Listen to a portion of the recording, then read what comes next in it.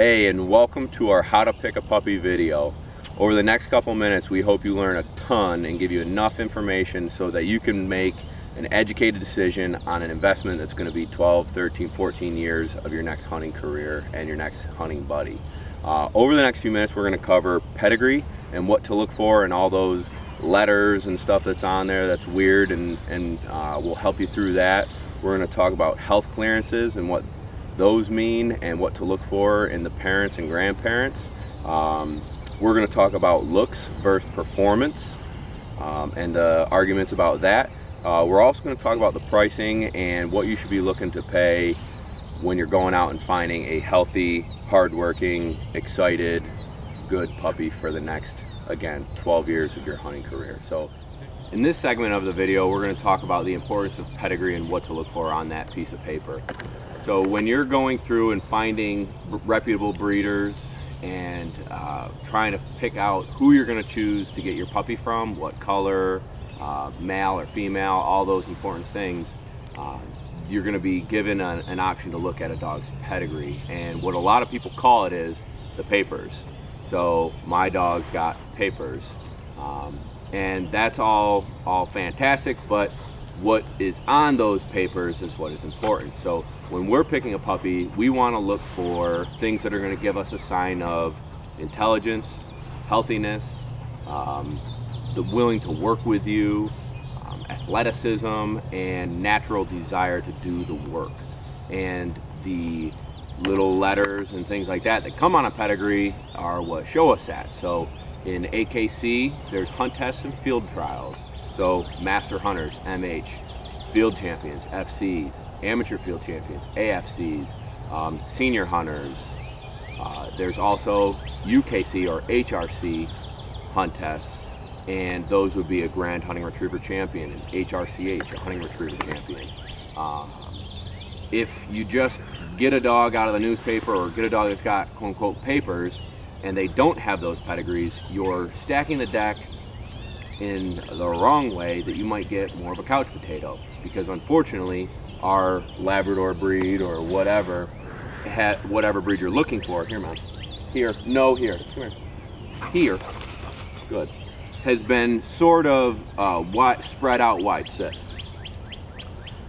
meaning there's gaps in there's dogs that have been bred just for looks versus dogs that have been bred for performance. And so if you get a dog that's got quote-unquote papers, it might have not had parents and grandparents or anybody who've been in the field hunting and using their nose and using their eyes and thinking with the owner. So you might end up with a couch potato or a dog that really doesn't like to swim. So pedigree is important to make sure you're stacking the deck in your favor, that the dog and puppy you get is going to love what to do, love to learn, love to be out in the outdoors, and will be a great companion in the blind for years to come. Health clearances are also a really important thing you want to look for when you're picking your next puppy. So some of the things that I look for and make sure that the parents are cleared of would be EIC, which is called exercise-induced collapse. And on the document that's going to be provided with this video, it's going to go into more detail on that. CNM, centronuclear myopathy. We want to make sure our dogs have no history of that in our pedigree. Hips, elbows, and eyes should be certified. So hips would go to it's called OFA, and OFA is going to rate a dog's hips at around 2 years old, older than 2, whether they're good, great, excellent, and basically we want good or excellent hips out of the parents and grandparents.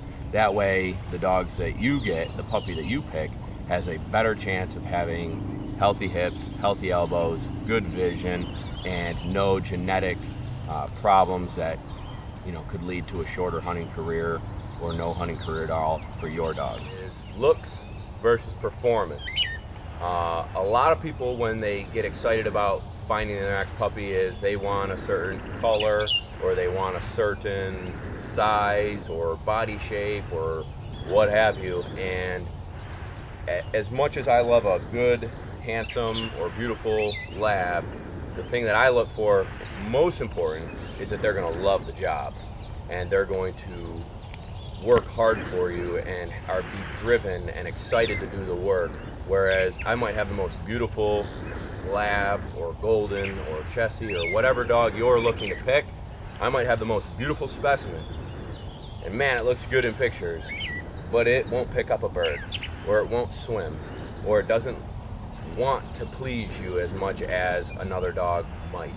So I highly encourage you to find out more about the parents, find out more about the grandparents, and see how they were to train. See what kind of attitudes they had. Make sure they have hunting instinct, a hunting and hunt test and field trial background. Pricing is another really important part about picking a puppy. This is an investment in the next 12 years of your hunting career and hunting buddy, and we want to make sure that you're getting a healthy dog and a dog that loves to do the work. Let's stack the deck in our favor. Let's put all the odds that we're going to get a good dog that's going to love the work and want to please and have that natural instinct in there. So pricing for a puppy, with that in mind, pricing for a puppy like that with a hunt test pedigree is going to be around $750 to $1,000. Field trial pedigrees are going to be $1,000 to $1,500, all the way up to $2,000 plus. So if you can afford $700, my thought process is maybe save a little bit more and find that $1,000 puppy that's the color and the size and everything that you want, but is going to have health clearances.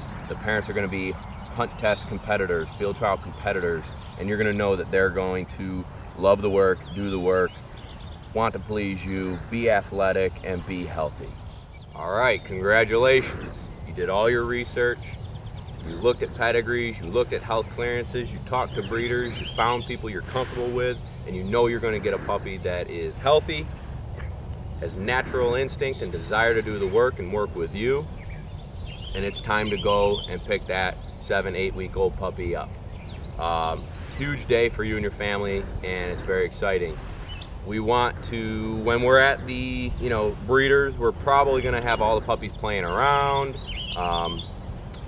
Get a good look at them, enjoy that moment, but we want to make an educated decision. And there's two schools of thoughts with this. One school of thought is you did your homework, you know you got a healthy pup, you know you got the pedigree stacked in your favor. Any of those puppies will do just fine.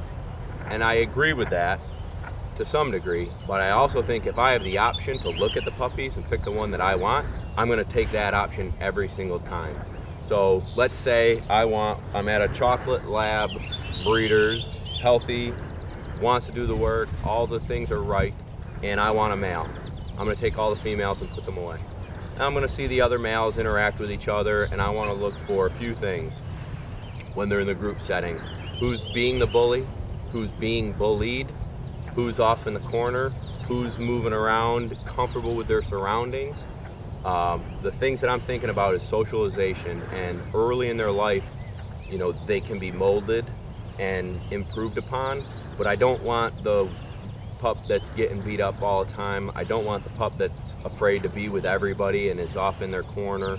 I want the puppy that is comfortable coming up to you, is excited to see you, and is roughhousing and playing, but not the one that's constantly pounding. Now that we've seen all these 4 or 5 males, and I'm picking out mine, and I say, all right, I want to see him alone. I'm going to have all the other males go away, and I'm going to play with that puppy and bond with that puppy, take it for a walk, and make sure, again, it shows no signs of fear, it wants to be with humans, and I might take a wing or a frozen pigeon and toss it, and if it's got some of that retrieving desire from even early on, that's excitable. They don't have to necessarily bring it back to you, but they show that, hey, I like to play, hey, I'm playful, hey, I like to do this stuff. The next few months, we're going to build that desire. We're going to show some videos and different programs through here to show more about that, but that little puppy has so much potential that we're going to build upon. And if I saw all those things, that puppy would be going home with me. So congratulations, that puppy's going home. That's the new member of your family. I hope this video and future videos are going to help you train your puppy that you just brought home to the level that you've always wanted. A great hunting companion, a great family member, someone that you can share the unspoken bond with.